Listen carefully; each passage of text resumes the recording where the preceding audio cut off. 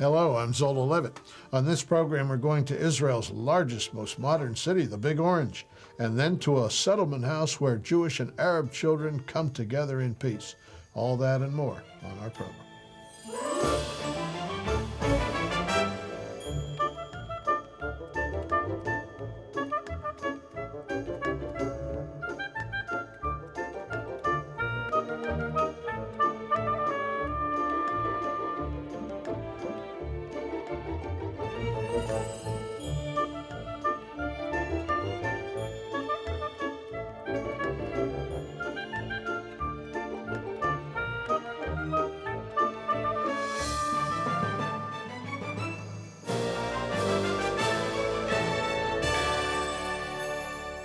Shalom. Hello again.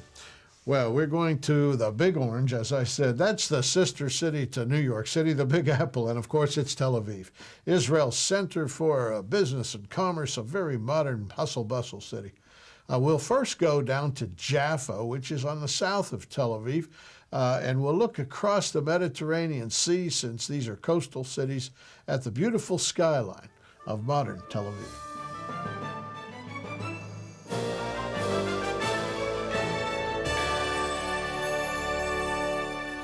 Well, Israel is a place of real opportunity, a modern country. You know, Israel and the Bible itself are considered by so many as just ancient and even irrelevant.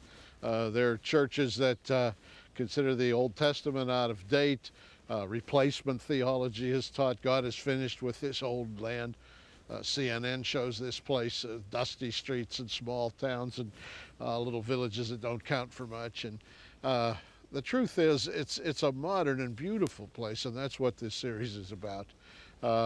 You know, when the great Zionist wrote his book, Alt Neuland, Theodor Herzl, that is translated Old New Land. That's a funny way of putting it, but Israel is an old land, naturally one of the oldest, and it's a new land because it's been rebuilt in a generation since 1948 as one of the most modern and up-to-date countries. And these words for the name of the city here, Tel Aviv, are old and new also. A tel is an archaeological mound. That's a very old thing. Aviv in Hebrew is the word for spring. That's a renewed thing. So Tel Aviv is old and new also, like Alt Neuland, the book by Herzl. This is the New York City of Israel. Tel Aviv is a modern metropolis of skyscrapers and expressways and hustle-bustle, people running everywhere. And it's not a very old city. You know, on our tours, which are biblical tours, we don't really spend much time in Tel Aviv because the place didn't start until almost the 20th century. In 1889, pilgrims, pioneers were encouraged to come here by the Rothschild family who supported them. And they eked out a place here on the empty sand. They began with just a water tower. In 1902, there was a cholera epidemic in Jaffa. I'm actually standing in Jaffa, which is on the southern end of Tel Aviv. And the Jewish people were dying of this disease, but the Arabs who controlled Jaffa would not allow them to bury the Jews there in the land. I don't know if you realize that, but Muslim countries will not bury Christians or Jews. In the Persian Gulf War, Saudi Arabia said that what if a Jewish American soldier who is there to defend the place dies in battle? What will we do? We have to take his body, and we did that quietly behind the scenes.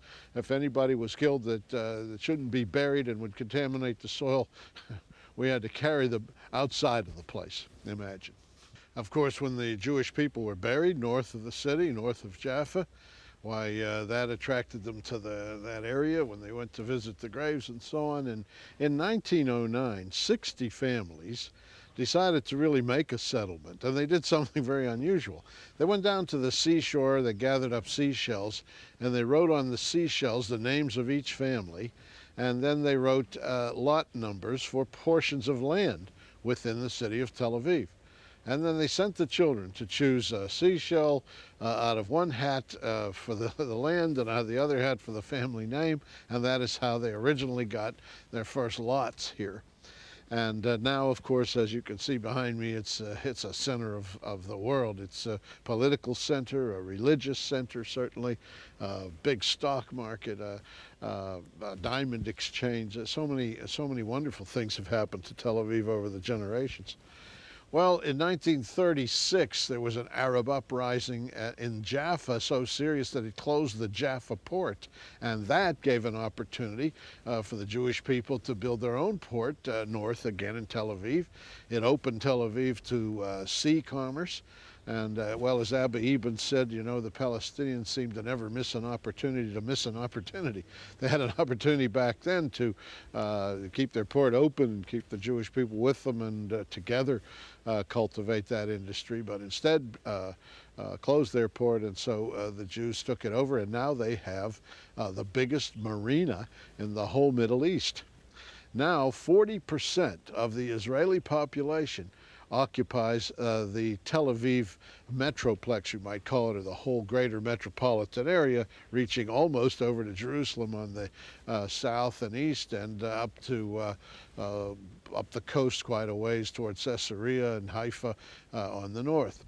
50% of the industry is here, the plants, the diamond exchange, which I mentioned. It's interesting, the Jews have handled these precious stones for a long time, for centuries, and they do it on trust. Not on contracts. That is, and you see it in the movies, the Orthodox Jewish people in New York, they carry diamonds in an overcoat pocket. They trade with each other for cash. They don't necessarily write things down or sign things or promise things. All bills are paid. It's a matter of honor, and they keep it honorable. It's just that, you know, contracts are a matter of whether you can trust your partner. The peace process is a very good example of contracts that simply don't work out. The promises are broken, people don't do what they say they're going to do, and that doesn't work. But the Jews and the diamonds have worked for centuries. The Europeans well know it. The diamond exchanges there and in New York City simply depend on the Jewish skills at diamond cutting and diamond appraisals and all the rest of it. When architects tend to design a new city, which they had a chance to do here in Tel Aviv, they tend to use the designs of where they came from. And so this is a European-style city. They're at the present time restoring many of the older buildings from the 1920s and so forth, and restoring them in the style that they were made. You have sidewalk cafes, and you have, there's a story of, you know, the tourists come and sit in the cafes and look at the people parading by. Then the tourists get up, they parade by, and the people who are walking sit in the sidewalk cafes and look at them. And so they exchange. But anyway, it's a European style of living, and that's what the European immigrants were used to. They're comfortable with it. Well, Genesis 12:2, way back to the time of Abraham, gives the promise that's behind me. God said this, "And I will make of thee a great nation, and I will bless thee, and make thy name great, and thou shalt be a blessing." Tel Aviv, Israel, really is a blessing to the nations. The media can write it up the way they please and be negative and so on, but when you see it as it really is, beautiful, modern, up-to-date, technological, very improved, leading the way into the millennium, you can see this is truly a blessing to all nations.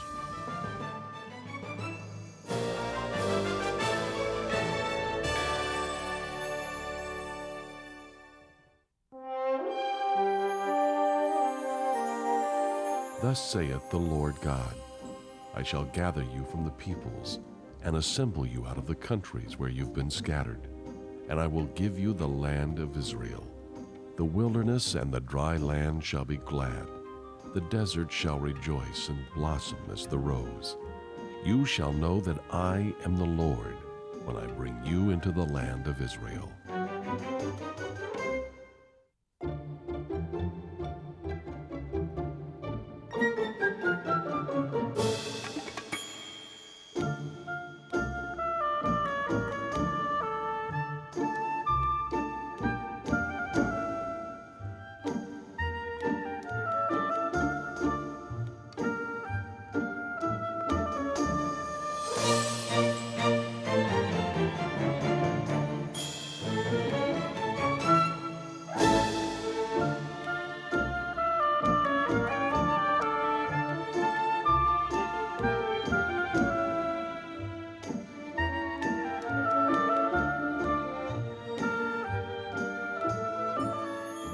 Well, we've moved within the city once built on sand dunes, and as you can see behind me, they've built quite a city here. CNN and the networks drive past places like this every day. They never show them to you. This is Israel. This is Tel Aviv. And it's average. It's not, we could go 100 places in the city and have wonderful buildings, modern views like this. It's a place of real opportunity. People have come here and built a magnificent, huge, and wonderful city. You know, the Declaration of Independence says this: it will guarantee freedom of religion and conscience, of language, education, and culture. It will safeguard the holy places of all religions. That's very significant, I think, in a time when we're discussing dividing the land between those of another religion and Judaism. When before the Palestinians, so-called, held half of Jerusalem, say, they blew up the synagogues there. They took gravestones and paved roads with them. They really did not allow the other religion any breathing space at all. In fact, Jewish people were simply forbidden to go to their holy sites, and that was the end of that. Now that the Jewish people are in charge, people of all faiths come, Christians and Muslims and Jews alike, go wherever they like in this land. It's a restored land. It's a different land. You know, when you go back to what Mark Twain said, and I have a quotation from him worth looking at, he came and toured here, and he wrote a book called Innocents Abroad. And when he toured in Israel, the things he wrote about this place are eye-opening. He found a terrible land, an abandoned land. And this was in the 19th century, before the Jews came back to the land. It says it's God's dumping ground, where the Almighty has strewn all his leftover pieces of rock and brush. Sadly, that's what the land looked like at that time. And yet we have so many verses. Zephaniah 2:7 says, the coastline shall be for the remnant of my people of Judah when I turn away their captivity and bring them back. And I could go on and on. Deuteronomy 31:5, they'll come back into the land their fathers possessed, and they shall possess it, and they'll have even more than their fathers here. So as you can see, Mark Twain would be stunned to see this scene behind me, I'm sure. Golda Meir said, in wastes like the Negev, that's the southern desert of Israel, that's like Arizona or California, very, very dry and hot. She said, second-class citizens from the ghettos of the world, an unwanted people, met an unwanted land, and they both bloomed. That was so very true, and not very surprising when you consider what the Lord originally said to Abraham in Genesis 12. Now the Lord said unto Abram, get thee out of thy country, and from thy kindred and thy father's house, unto a land that I will show thee, and I'll make of thee a great nation. I'll bless thee, and make thy name great, and thou shalt be a blessing. And then, most compelling, and I will bless them that bless thee, and curse him that curseth thee. And in thee shall all the families of the earth be blessed. Indeed, this is Israel's real mission, blessing all nations of the earth, and they do it, well, by giving the Bible, goodness, by giving birth to the Messiah, by sending out the original missionaries. In some ways, the Christian church is the result of a Jewish mission. Well, not just in some ways, that's a fact. And people through the ages recognize this.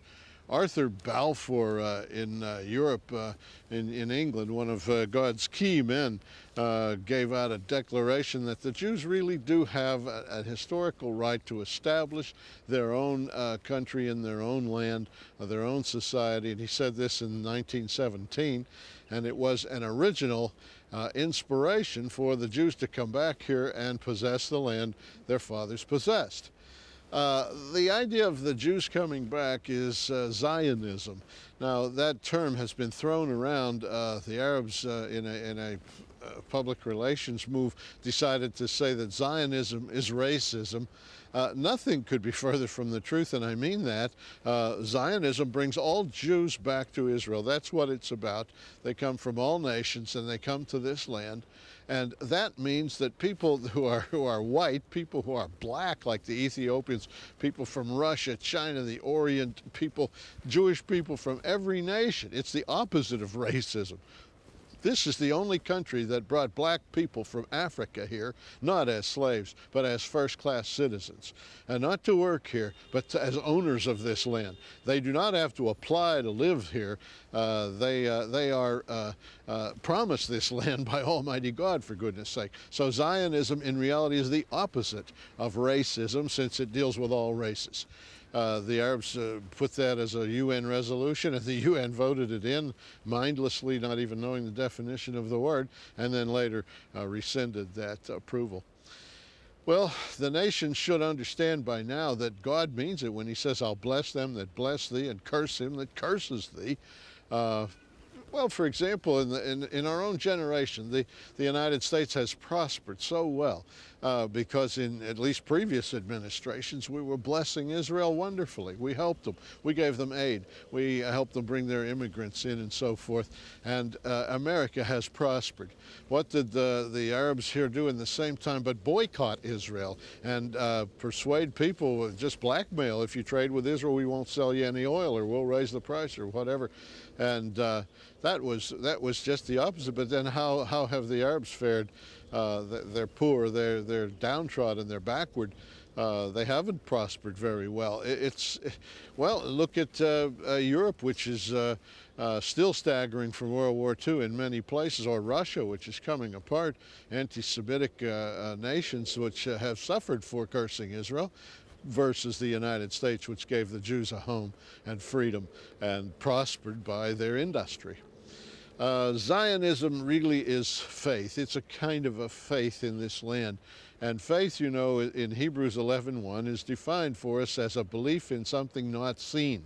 They couldn't see what was going to happen here when they came, and to these sand dunes, to the cemetery, to this place that was empty. Imagine having that kind of faith to build this. The Gate of Hope in 1878, Jerusalem Jews established the first ever agricultural colony at Petach Tikva, which is very near here. And today, for heaven's sake, they built Ben Gurion Airport there. It's the ancient city of Lydda in the New Testament, where the airport is now standing. I could conclude with a quote from Dali's menorah. Salvador Dali, the artist, built a fantastic candlestick and said this on it: "I wish you to see in the radiance of these clear and joyous lights an homage to your people." I couldn't say it better myself.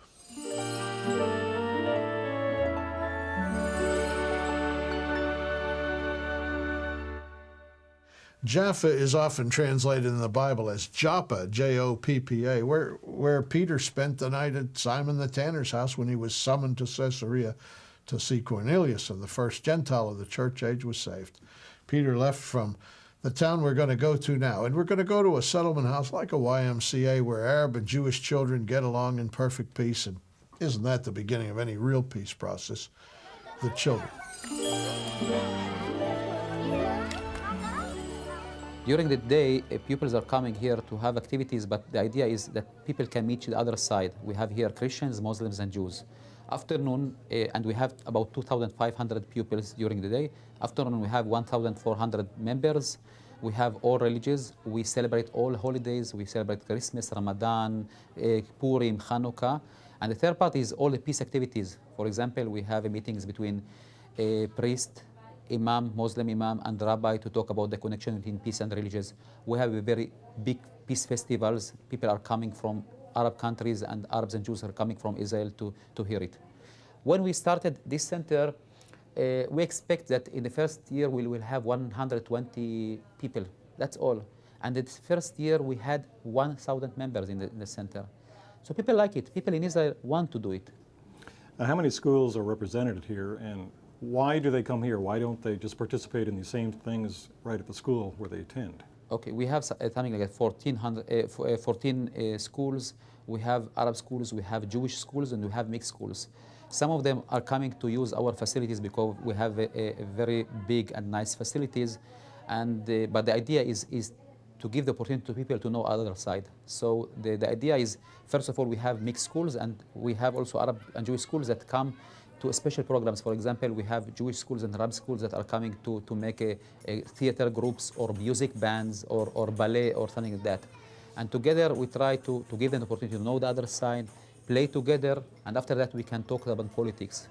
This year is the year of respecting the other side. You see, this is the idea. So we try to give them the opportunity to know the other side. And you know, in Israel, it's very complicated to deal with the issue of Arabs and Jews, the issue of security, the issue of peace. So if you will not try to do it from the early ages, and we start our activities from 1.5 years old, this is the idea, to give them other ideas about the other center, to try to demolish all the prejudices of them about the other side. Why do you think that this program is not more accepted or used throughout Israel? Why is it just here in Jaffa that it's able to work? I'm sorry to say that this is the only center like this type in Israel. I think it's not a matter of budget in other places. It's a matter of political decisions. And this is a problem in Israel. You see political decisions and said, okay, let's do things between Arabs and Jews, but okay, let's do things, you know, putting 1%, 2% of the cost or something like that. This is the idea. It's more talking and not doing. You see, we make it, the things here naturally. We don't make it artificial. The idea is not to say, okay, let's bring 50% Arabs, 50% Jews, meet each other. The idea is that you can come here naturally, you can share the same activities. You must give them the best equipment, and it must be nice and quiet and clean and well equipped. But the idea is naturally you come here. What kind of classes do you have for the children here? We have a lot of activities. We have music, all kinds of music, Oriental music, darbuke and guitar, and we have piano, all different kinds of music. We have sports, we have a health club here, sauna. We have also teaching languages, Arabic, Hebrew, English, mathematics, game center, active center, all kinds. Would you tell me what you do in your class with the children? I'm teaching creative dance for young children. It's ballet, but it's more creative and more open and free. Well, what's it like working with Arab children, Jewish children, and different races? I think it's more interesting just to see the relationship between them and just to see how they get along. And it's like all these small groups and how these groups mix together, and it's nice. It's nice to see that it's working as their children, so why not? Tell me what you do in your class. I'm working with the children with all kinds of materials, and I teach them a little bit about art and let them express themselves. Do you find that there's any difference between the Arab children and the Jewish children as to how they express themselves with pen and ink and crayons or whatever they use? No, I think children are children, you know, and they express themselves as children. Do you find it difficult to work with Arab and Jewish children together? For me, it's same. It's kids. It's I like them for how they like a human, not how he's Jew. He's from Russia. He's from United States, and so on. Do you think this will help them as they grow up? That they're together at this point? That they maybe sure. won't have the political problems when they grow up? Sure. For me, it's a possibility to do something for peace process in the Middle East. Some little help from me, but it's a real help. 10 years ago, if you asked me about it, I said, I can tell you that it is a dream. But if you want things, if you have a decision, you can make it. So we made it. We made it, and we have it here. But a child does, in fact, change his thinking after being here for a while, those who come with prejudice? We made a research survey with the University of Tel Aviv, Jaffa, with Dr. Gila Menachem, and we find a lot of changes. A lot of people, a lot of kids are friends, you see. They can come and visit each other afternoon because they are living here in the area. We are giving services to the people in the area and the areas around, Bat Yam, Hulon, other cities. But we have a lot of meetings between families, mothers, fathers that are coming here and talking together. So this is the idea. Now, you've been to America. Do you think Americans have an accurate view of what Israel's like? No, I think no. See, when I was in America, I watched TV and say, wow, people are killing each other.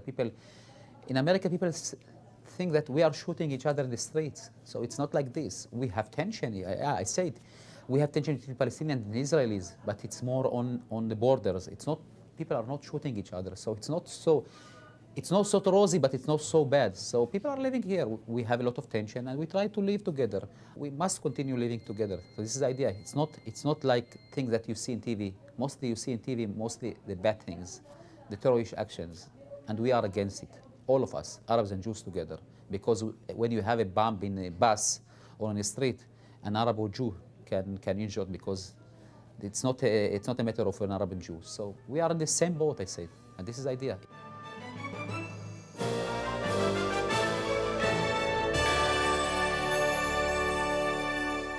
Well, it's places like this center that can really have a peace process, not like the fake peace process we have, but real peace. These children are Israeli Arabs. It's well to remember that the Arabs who live in Israel and are citizens of Israel and vote in Israel and have members of parliament representing them are quite happy with their government. They don't want to have a revolution. It is the so-called Palestinians of Gaza and the West Bank with whom we're trying to make peace, and things aren't going quite as well as they are at this center, I can tell you. But that is how things are and how they're going to be until the Prince of Peace returns, I think. The Israeli Arabs will get along fine because they live in a democracy. Other Arabs, it's very difficult to deal with. Well, take a look at our Jerusalem 3000 series. That's our offer tonight.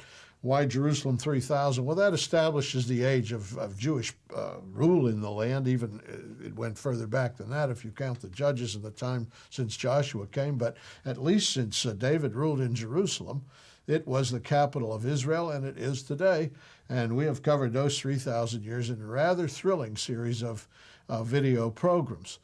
There's just so much to say about, well, you know, we don't have programs about American history for 3,000 years or even 300 years. Let's face it, this is the world's oldest city of one faith, that is the Jewish faith, anywhere. Others have changed their religions around 100 times, and of course Muslims and Christians live in Jerusalem now, and they did before.